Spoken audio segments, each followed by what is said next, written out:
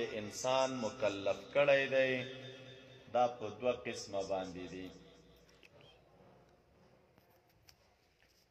تکالیف شرعیه څه معنا؟ دا خبرې ښه په غور سره واورئ.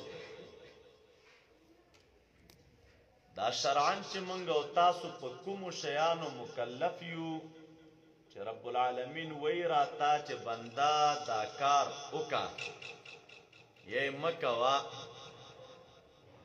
نو دغه تکالیف علما لیکي په دوه قسمه باندې دي. یو هغه دي چې د هغې تعلق دی بالاعمال الظاهره وببدن الانسان وبجسمه.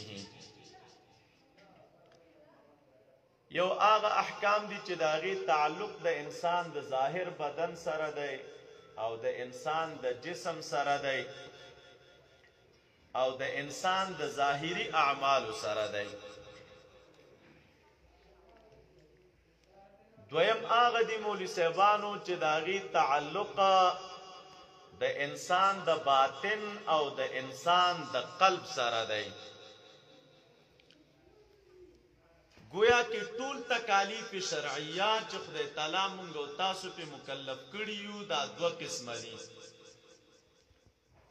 یو هغه دي چې تعلق زما او ستا د ظاهري بدن سره دی ما عدا القلب، او ځینې هغه احکام دي چې د هغې تعلق د انسان د قلب او د انسان د باطن سره دی. د کومو احکامو تعلق چې د انسان د ظاهري بدن سره دی بیا علما لیکي هغه په دوه قسمه دي. ځینې اوامر دي او ځینې نواهی دي. اوامر دا معنا چې رب العالمین وی بنده دا کار وکا، او نواهی دا معنا چې رب العالمین وی دا کار مکوا. هغه چې تعلق د ظاهر بدن سره وي او اوامر وي د هغې دپاره ډېرې نمونې دي. یوه نمونه لکه صلات لمونځ، رب العالمین وی و اقیمو الصلاة، ګورې اقیمو امر دی. یا لکه زکات، رب العالمین وی و آتو الزکاة. همداسې ډېرې نمونې نور هم شته دی. حج، ولله على الناس حج البيت من استطاع إليه سبيلا. يا لك وأتم الحج والعمرة لله. نو دې ته هغه اوامر وایي چې د هغې تعلق د انسان د ظاهري بدن سره دی.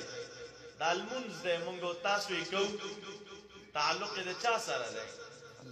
زما او ستا د ظاهر بدن او د ظاهر ډانچې سره دی. دا راته شریعت ویلي چې ویې کوي، مامور یې ورباندې.